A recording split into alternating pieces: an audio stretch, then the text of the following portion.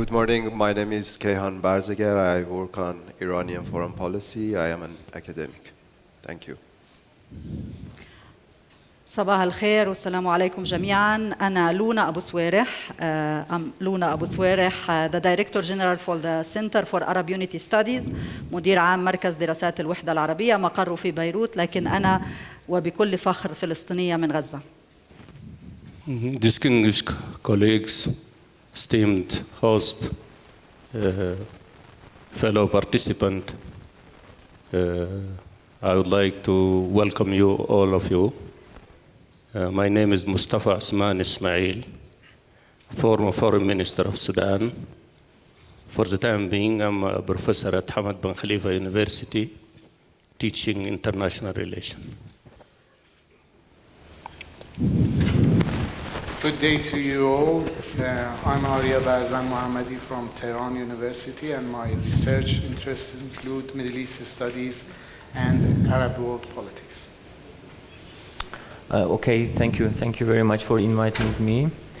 My name is Kadir. I am from Turkey, and I'm president of Center for Middle Eastern Studies, ORSAM, and hopefully it will be a good discussion today. Thank you very much. I think I prefer to begin from Luna, coming from Gaza, and to be a lady from Palestine. So my question to you is that, do you see generally any possibility that this region can put aside conflict, clash, mass killing, and go toward economic development and prosperity or not? This is a first fundamental question, please. Thank you very much, and thank you for the invitation to join this panel. Well, this region has all the future to prosper and to grow and to develop economically, socially, and on all fronts. But this is, of course, pertinent to being an independent region, independent with its decisions, independent with controlling its resources, and independent in deciding its current affairs and deciding its future. The theme of the panel, as I understood it, is about resistance and the future of resistance. And they are connectly, our future and our growth and our prosperity is very well connected to resistance. How is it connected? Because resistance and resisting occupation, resisting hegemony, resisting control, fighting for independence is the right for everyone. Resistance is a legitimate right in international law, so we are not here to discuss that. But I have to explain a bit how we see resistance today and how it is connected to our future. It's not a matter of choice for us, the people of this region, and actually the people of the whole world who connect with us and ally with us on the same principles. What are those principles? Fighting racism, fighting supremacy, fighting fascism, fighting imperialism, and fighting occupation that represent all of the previous. Occupation is the embodiment of fascism and racism. And Zionism, as it was defined long time ago, and it was even a resolution in the UN that was then abolished, is a form of racism. So fighting racism and fascism and imperialism today is the only guarantee for us to be free, to be independent, to be in control of our resources, to be in control of our land, and thus in control of our future. We ally in this thought and in this principle with so many people in the world. Why are we all here today in Tehran Dialogue Forum? Because we share a lot of common principles, and we agree on many issues, even if for the outside it might look complex, it might look that we differ, but we actually agree. We all want independence, and we all want to be free from hegemony. This is the exact principle. What we have seen in the region in the last 1 year and 7 months is basically a war between those who represent racism and fascism and hegemony, and those who are fighting for justice, fighting to be free from poverty, fighting to be free from control of their resources, fighting to be free from occupation, fighting to be free from being enslaved by others, enslaved on all fronts. So the future of this region, in one final sentence, lies in our alliance towards getting rid of this hegemony and being independent and being in control of everything that we already have. Yeah, maybe my question would be, recently Trump visited 2-3 countries in this region, and fundamental base of this trip was development in Saudi Arabia, in Qatar, in United Arab Emirates. And everybody knows what happened. Now, how do you see any connection between your argument and what is happening in these countries who are basically working on their economic development, how we can connect these two things together? Mm-hmm. Well, as I said, I lead the Center for Arab Unity Studies. So I look at this region as one region, yeah? As the Arab countries, at least, we share one history, we share a pool of resources, and we share also one future. And I think the investments in the region and for the people of the region is what will pay more for the future. This is what will secure the region, and this is what will help the region prosper. So the investments, I understand sometimes you have to buy alliances or to invest in, a strong ally like the United States. However, a strong ally for certain countries in the region. However, I will quote Dr. Jawad Zarif in the luncheon yesterday, where he says, today is the era of alliances of issues. We should ally on issues. And what concerns us today is the stability and security and prosperity of this region. How can we ensure that we are stable and secure and prospering if we have more than 60% illiterate Arab citizens, okay? So for me, those investments have to go into education, have to go in technology investments, have to go in building our own factories, in building our own Boeing and Airbuses, on building our own trains, in building our own artificial intelligence, because this is what will secure our future. Okay. Maybe our friends from Turkey, because it's mainly focused on economic development, can also answer this question. Yeah, of course. Actually, as Center for Middle Eastern Studies for a couple of years maybe, what we are observing in the field is there is a shift toward the economic development in the region. So when you look at the projects like the development road projects that Turkey and Iraq work together, and also especially after Syrian revolution, we have seen a great change in terms of the rise of state capacity in Syria and other countries as well. But without just solution to some structural problems in our region, like the Palestinian question, it's very difficult to reach a kind of economic development. I mean, injustices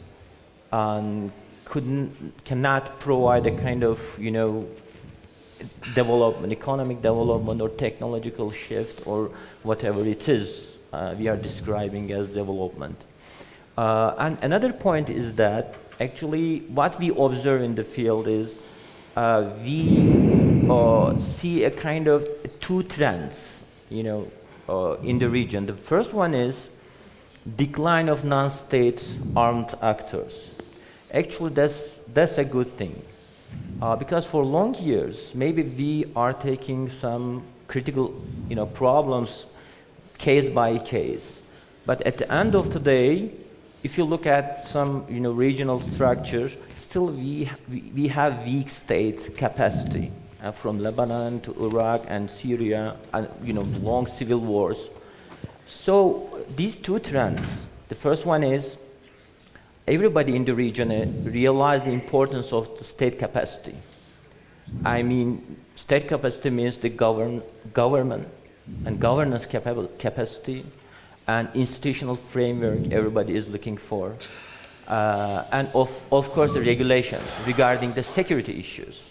For example, let me give an example from Turkey's experience regarding the fight against terrorism. Now we are fighting against these armed groups for long years, and now we are reaching a deal. So these actors, non-state actors, not only in terms of Turkey's problems, but in Syria, in Yemen, in Palestine, Lebanon, and other in Iraq, and now we realize that there is not a correlation between economic development and supporting the proxies and the armed non-state actors in the region, because they are destabilizing actors in the region. So what we support and we should support is stabilizing factors in the region. So what is that? That's the positive agendas of each region, each countries. Okay, we have, look at the Gulf. Everybody in the Gulf country, we have friends from United Arab Emirates, Saudi Arabia and others, and they have an agenda, so 2030, 2045. Everybody is looking for an economic diversification because an oil-based economy, or let me say, if we only depend on the resource-oriented economy, then we cannot reach a kind of economic stability in our region. So every actor in the region is looking for this post-oil economic development projects in the region. That's a positive agenda. But on the other hand, we have security problems, right? And we have to discuss them.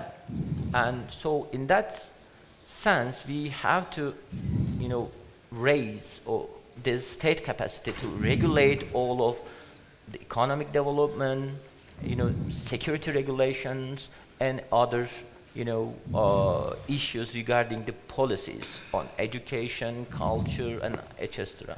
So for this one, what we as ORSAM observe in the field is everybody is looking for this kind of state capacity, the rise of state capacity in Iraq as well, for example, and in Syria as well. And after Trump's visit, so actually it's a good, moment for now. And we will see the outcome of this lifting sanctions, but at least for the time being is a kind of positive development that we see, but we have to observe it, and it can go toward the regionalism, a kind of regionalization we can reach in this region, because maybe in the second turn I can discuss the global implication of it, because the US-China competition and now the Ukrainian war and the competition in Africa makes the Middle East a little bit safe zone. In my argument, of course, maybe we can discuss later, but all of the things happening in the global politics now provide a safe zone for the region, but we have to realize that one. And yesterday, Mr. Javad Zarif also, argued that, okay, we are going a new shift, and traditional economic production methods are changing. We have new, artificial intelligence, we have data science, and maybe we have to think the post-oil, economic structure in the region. And for this one, we need, of course, the regional cooperation and collaboration, maybe not as all alliance, but we have to talk issue by and compartmentalize the problems, and case by case we can discuss it actually. Okay, Dr. Barzegar, what is your idea about my question? I think regional politics has become two-pronged. On the one hand, we have the resistance, which has changed in a way. We have the traditional resistance by political forces, and at the same time, we have a state's resistance. And this resistance is coming from the fact that the states are being aware of the fact that there has been a change after the October 7th development. And we see the resistance by, for instance, Saudi Arabia dealing with the US without accepting the US terms getting to a deal, or even Iran's nuclear talk is somehow neutralizing the sabotage of the Israeli regime in the region. Even Turkey, it was discussed yesterday that Turkey is becoming the hub of regional interactions between Ukraine, Russia, Iranian, EU3, negotiations there. That shows a kind of new format for Turkey to somehow resort to diplomacy. So this is the resistance aspects of the regional politics. On the other hand, I think the region is in the mood of development and prosperity. We have in Iran also. We are opening up in economy, and there are a great deal of prosperity in the region, and the people would like to have peace. I would say that even if the US is going to threat Iran, for instance, the regional countries would oppose with that. And as a matter of significance, I would say that the most significant geopolitical change that is happening is an increased Iran-Arab relations. They are supporting the Iranian nuclear talks. They are supporting Iran's prosperity and development, which is something new. And I think this has a great dynamic to force the region towards stability. I think the region cannot afford another war in the region, and I think that Arab countries are aware of this fact. In fact, the October 7 developments and nuclear talk has strengthened Iran-Arab relations, unlike the many analysts in the West that thought that there would be a kind of division between Iran and Arab countries. Therefore, I would say that the change is coming from the fact that how to combine the resistance aspects of the regional politics and at the same time the developmental aspects of the regional politics. And as I mentioned, states are aware of this fact, and they are trying to somehow contain this pseudo-Israelis, sense of, power they have already, that they can solve any issues by military force, and they think that their absolute security would come from military operation.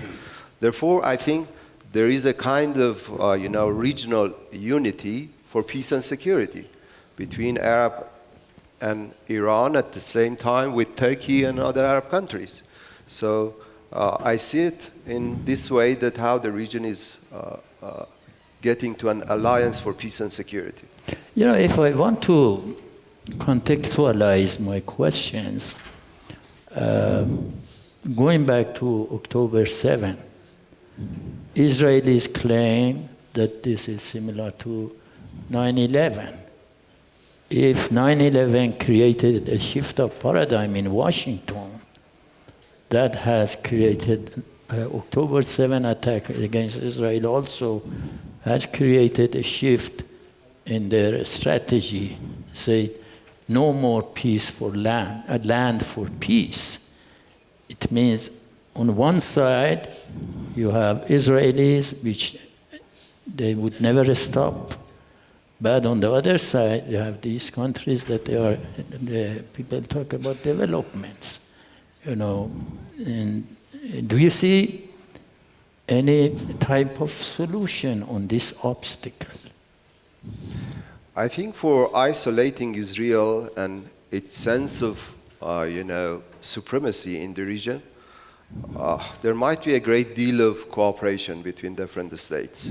I think the states are aware of the fact, not only Iran that has problem with the Israeli regime. I would say that even Saudi Arabia and other regional countries in the Persian Gulf, Turkey and other countries are feared of the fact that this regime is going too far in a sense of trying to somehow change the regional dynamics and politics in its own favor. For instance, the only country that is against the two-state solution is the Israeli regime.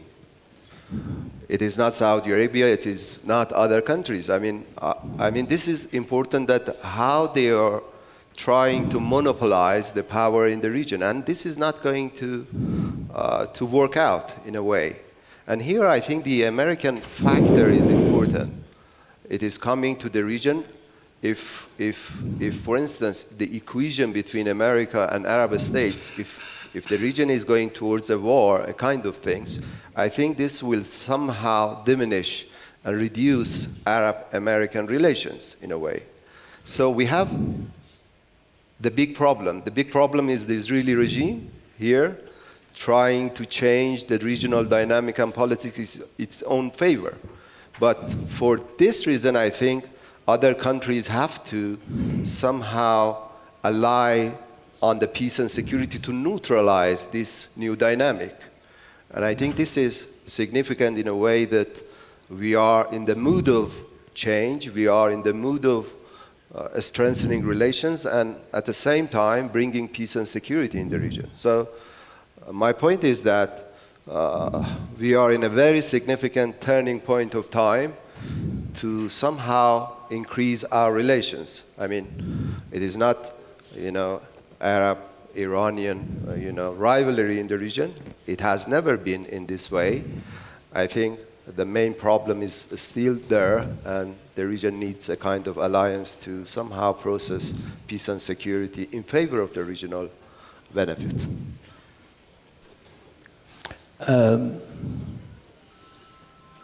Okay, please. You mean me? Yes. Or my friend? No, you. I'm talking to Temiz. Well, if there is no specific question, then let me start by saying that this... Let me give you maybe a specific question. Yes, please. And that is, the fundamental and determining factor for resistance is injustice, is occupation, is genocide. As long as that remains there, you have resistance and you have occupation, At the same time, some countries want to have their own prosperity and economic development,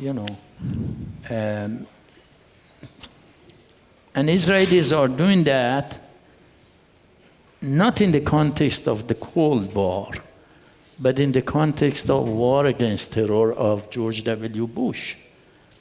And they're using that kind of a strategy, and the kind of war that they're invading is Jacksonian war. It means we go, destroy, don't care who comes and who make after that. In the midst of all this bloodshed, how development in this region can promote. Well, thank you very much. I think, yes, there are more than one vision. There is a vision of resistance, and there is a vision of, let us say, diplomacy or development. I believe that we should not limit to one. We should do both. Let us take the experience of Algeria, for example, during their struggle against the French colonization. Algeria, there are more than 1 million martyrs. They fought the French colonization. But at the same time, they have a very active diplomacy, which this very active diplomacy rally the whole world for their case. So we have both cases. We have resistance, and at the same time, we have diplomacy. Both of them can work. Now we have the problem of the occupation of Palestine. I believe that resistance will continue and should continue, because there is no way, because the enemy believes only in war and fighting. But that should not stop us from using other means to support this. So both of them should go parallel until we reach to a successful end. How this region could affect this policy. Unfortunately, this region, for decades, been affected by the decay of Cold War. Now, this is not the situation. The superpower, you talked about Afghanistan. Now, US colonized Afghanistan, but they've now been forced to leave due to the struggle of the Afghani people. The Russian or the Soviet Union during Cold War colonized Afghanistan, but by the struggle, they've been forced to leave. Now, within the region, you can see that now the superpowers, they withdraw. There is a vacuum. The region has to think how to fill this vacuum in order to play a positive role for the struggle. So, what I can see now when I analyze the situation, there are blocks. For example, Iran with Shanghai region, with BRICS, the Gulf, now they are open towards China, but at the same time, some of them, they want to normalize with Israel. So these blocks are fluid. I personally feel, I look at this region in order, we've been talked about to diagnose the situation in the region. But I think we should move from diagnosis to treatment. What is next? Next, I think now there is no permanent alliance. I would say that, yes, on issue basis could be. But before that, let us look at the region. Either we can look at the region as direct neighbor geography, or give it, for example, a triangle with three pillars. This triangle is Turkey, China, Iran, and Arabs. How they can come together? There are issues which could bring them together, but before the issue also, we have to deal with certain challenges that facing this triangle to come together. But at the end, for me, without this triangle come together, it's going to be difficult. The resistance will continue. I would expect that even after the Gaza war over, there are more non-state actors will raise in the region. So if now we are seeing, for example, Ansarullah in Yemen and Hezbollah in Lebanon and maybe Hamas and other Palestinian in Palestine, we are going to see more non-state actors. Don't forget also now, even war is become different. These drones now could be within the hands of non-state actors, which means that the whole things are going to be changed. So the only solution for me is that these three triangles, one may ask me, what about Israel? If these three triangles come together and they have a vision, then Israel will decide whether to continue alone without infiltrating the region, or whether to accept, because the Arabs, before, they have land for peace.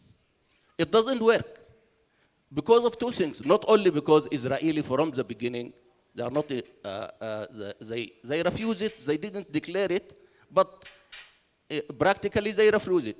But we as Arab, what did we do also in order to mobilize the whole world for this peace for land? So for me, this triangle, yes, the weakest part is the Arab. But also the Arabs, they have to start think of, try to strengthen this in order to complete this triangle. If this triangle could come together, whether issue-wise, whether economy-wise, whether security-wise, whether political-wise, geography will make them, will force them to come together if there is a desire. Then resistance will continue, And at the same time, diplomacy will continue. This is how I see it. Thank you. Okay, do you agree with this idea that while resistance continues, at the same time, this coalition that is talking about, that could be helpful for both economic development of the region, at the same time helping resistance? If you allow me, I will start with the context of the regional context and then narrow down to the specific question and try my best to answer it. Well, Iran was depicted as a boogeyman of the Middle East for ages, for decades. And this was the picture that was sold in the region and worldwide, and many people have believed it. Up until recently, that was the strongest, probably, narrative in many Arab capitals and also other countries in the region. Until something happened after the October the 7th. There was a war. There was a relative decline in the capabilities of the axis of resistance. And in many capitals, regional capitals, where there were some secret or non-secret jubilations that finally Iran is almost out of the picture and we and the Israelis can be friends and, buddies. But to everyone's, not everyone, but to their surprise, instead of Israel, extending the olive branch, it became bolder, it became more aggressive, and it shows its true face of colonialist project. It started bullying Egypt, it started bullying Jordan, even Saudi Arabia, and asking for the people of Gaza rhetorically to be exported to Saudi Arabian deserts if they are very fond of the people of Gaza. And they did not stop any of their atrocities until, Trump, in comparison to Netanyahu, became a dove and a man of peace. That's one of the ironies. So that shows that the narrative that was trying to sell the idea that Iran is the boogeyman, Iran is the problem, was false. Iran as a middle power has always tried to gain its rightful place in the regional order and the world order, nothing more or less. Iran is not and has not been a hegemonic power. It only wanted to have cooperation with other countries, and of course it was against occupation. Well, in terms of resistance, Michel Foucault believes that wherever there is power, there is resistance. Wherever there is hegemony, there is resistance. So the resistance has not died, has not faded away. It only will change its forms. And even if we look at Gaza, there were, before October the 7th, there were other forms of resistance. There were Fridays of Return, where civil society and the people on their own initiative would go to the partition wall and express their protest against occupation.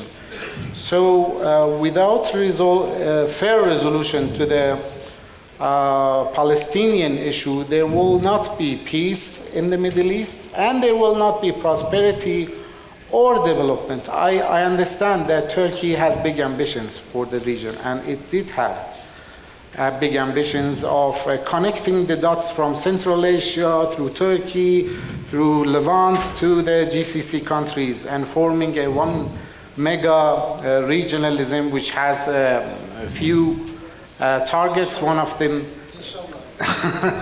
yes, but the targets are very interesting.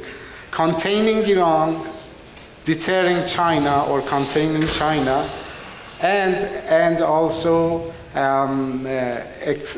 integration of Israel in the region. But the thing is, to Ankara's surprise, Israel is not happy about that. Israel wants to be the boss, wants to be the hegemon of the region if they can. They didn't agree with Turkey's plan with Syria. It wasn't Iranian planes that bombed Damascus. It was the Israeli planes that bombed the presidential palace in Damascus a few weeks ago. So, to sum it up, Iran is a true and original and authentic part of this region. It has every right to be a regional power, as other countries in this region, such as Saudi Arabia and Turkey and Iraq.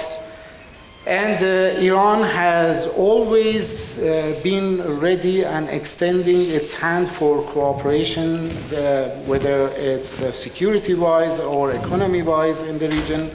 And I think the countries in the Middle East have realized that without the integration and the inclusion of Iran in any future regional order, and without finding a fair solution for Palestine and Palestinian people, there won't be any security. And if you lack security in the region, money wouldn't come, because money will fly away wherever there is wars and conflicts. Maybe I changed the way I have to question from all of you. You have one factor, which is non-governmental groups and actors, and then you have governmental actors at the region. At the same time, the region is in connection with international politics and international system. And you have the rivalry of great powers going on in this region, which you see now mainly between US and China in this region. So my first question would be how the first group, non-governmental actors, can help that we can overpass securitizing region into the economic development and prosperity. I begin with you, Mr. Me? Yes. Yes, I think non-governmental actors are increasing in the region.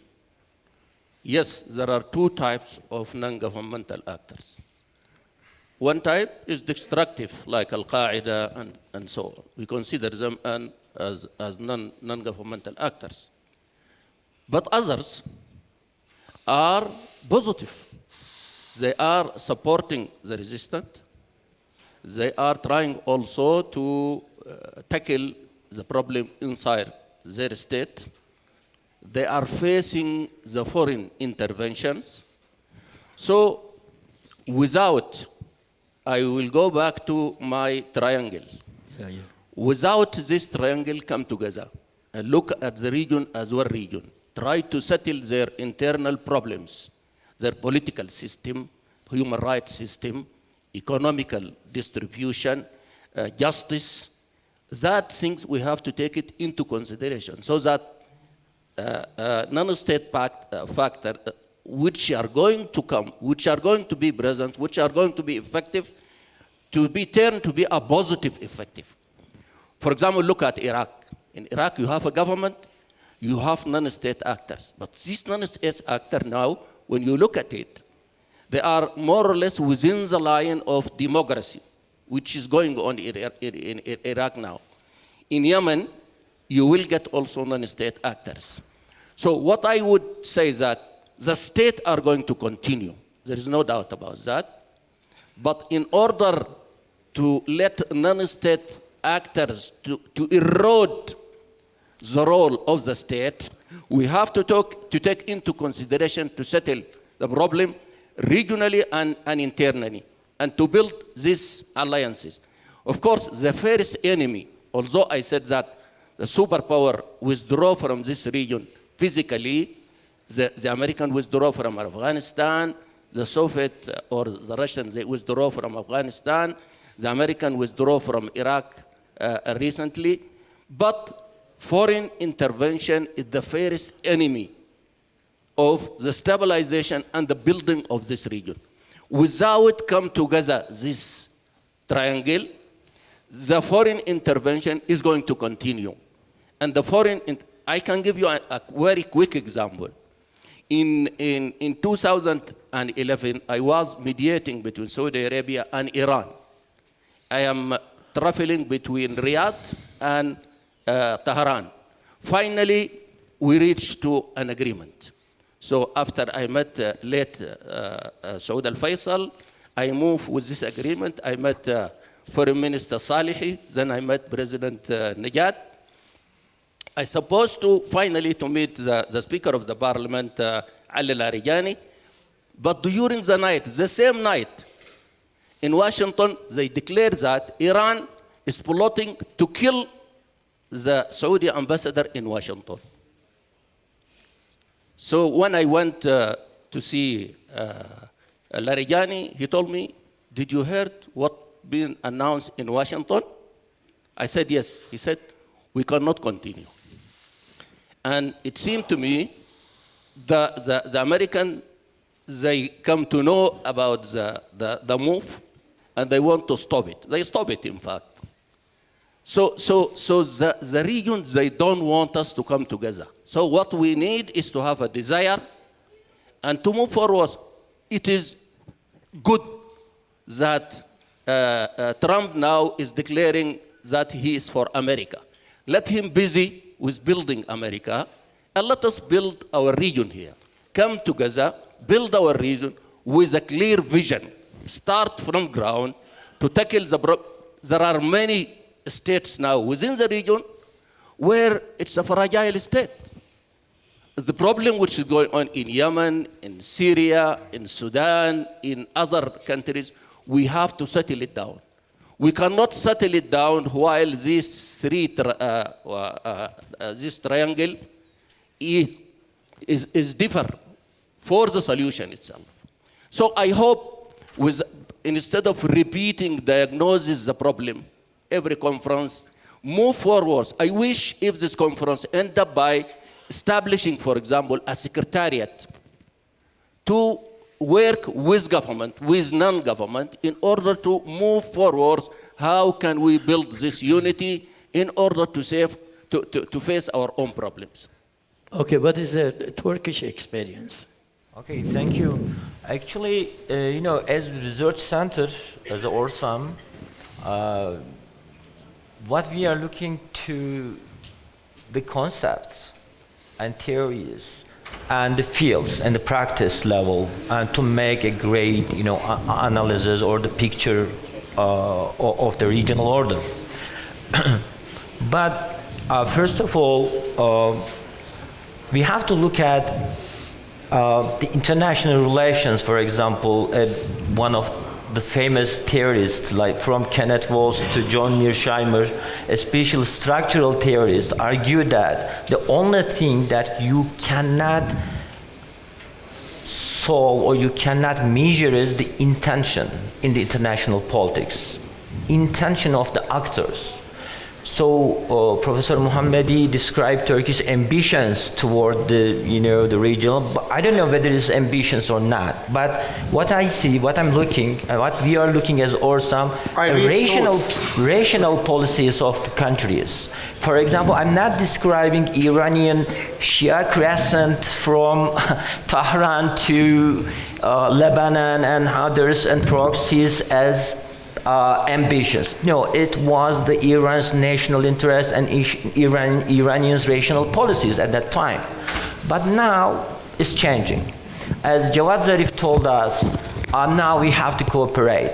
We have to look at the realities and political, social, and economic realities that we observe in the field. What we are observing is, actually, I'm seeing this, I told in the previous one, And we see two important trends. Decline of non-state actors, I mean the armed ones, and the economic development. If we support the armed groups and proxies, and then they are mutually exclusive, right? So we see economic development, and on the one hand, and on the other hand, the armed groups still in Sudan, in Libya, in Yemen. So, of course, they are resistant, and they are resist to something. But resistance is a concept, right? From Cold Wars, from socialist perspective, okay, a resistance to hegemony, resistance to imperialism, etc. But just we are looking to this as region, we have to consider resistance to poverty, resistance to human underdevelopment, resistance to undernutrition of the children of Syrian, children of the Palestinian. So the problem is here, as research center, of course, I'm talking as ORSAM, what we observe in the field, in the Damascus, for example, the last month we were there, and we didn't see any kind of, big political resistance or armed group. We see lack of energy, lack of electricity, lack of water, and lack of infrastructure. So for the first time, we have to rethink this inability of resistance in the long term from maybe since decades, and then we have to redefine what does it mean exactly resistance. And then we can cooperate for this one. Regionalism doesn't mean the one of the regional actors' domination. Regionalism means cooperation. We have to look at the other example. We have East Asian friends from Japan, Korea here. They made it in ASEAN, and somebody is making it in Europe. So we have to reconfigure this equation, actually. Okay, thank you.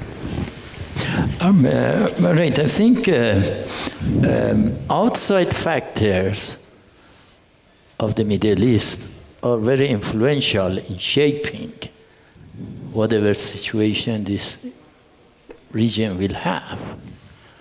And now you have Trump coming to this region and say, okay, investment for security for some countries. Is this helpful for the triangle that you're talking about? Well, first of all, Trump, well, everybody knows that. He's saying something today, he can say something different tomorrow.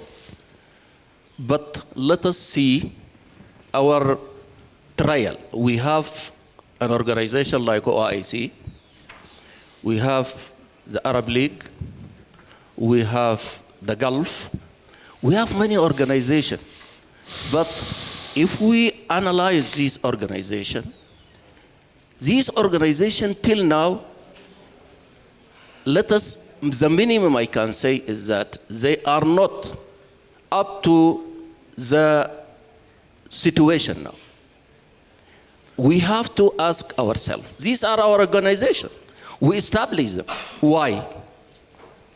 In the last session, one of the participants talked about OIC, and they are not even doing anything except maybe mild statement about what is going on in Gaza or Palestine.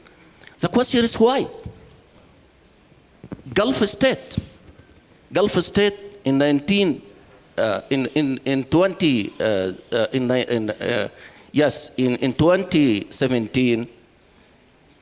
they did a very big mistake. I hope now they learned a lesson from it. This is Qatar blockage, which is before that, the Gulf State Organization is one of the hopeful organizations that could, economy could bring them together, geography could bring them together, and then we can see that as a hope. If it develops, then it could be a model. But Qatar blockage also give us a big blow to this organization. So when I said this triangle, is I'm trying to think out of the box. How can we avoid the weakness of this organization? Can we, for example, strengthening this organization to do the job, what they should do? I'm reluctant. I don't think that neither the Arab League or OIC or maybe the Gulf now they start to come together. But still, I think that we need a new organization, a new triangle. This triangle should include Iran, Turkey, and the Arab.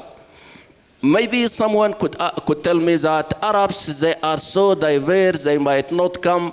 Well, look at Europe. Europe is more diverse than Arab, but there are 3 states in Europe. Usually, if they decided something, the 28 states of the European will go. So the Arabs can come together. They can, 3 states of the Arab, or 4 or 5, they can represent the Arabs within this triangle. By this, we could minimize the difference. We could reach to an issue alliance, and we could also maintain, contain, or try to put them in the right direction, this non-state track. Because for me now, non-state actors, in fact, they did more than the state for what is going on in Gaza or for the last war in Palestine. Okay, so this is how I think about it. Thank you very much. I think our time is over. To conclude, I want to emphasize 2 or 3 things. One, we decided, based on our argument, that resistance can go on, at the same time development can continue. Second is, the non-state actors also can play a big role in the economic development of the region.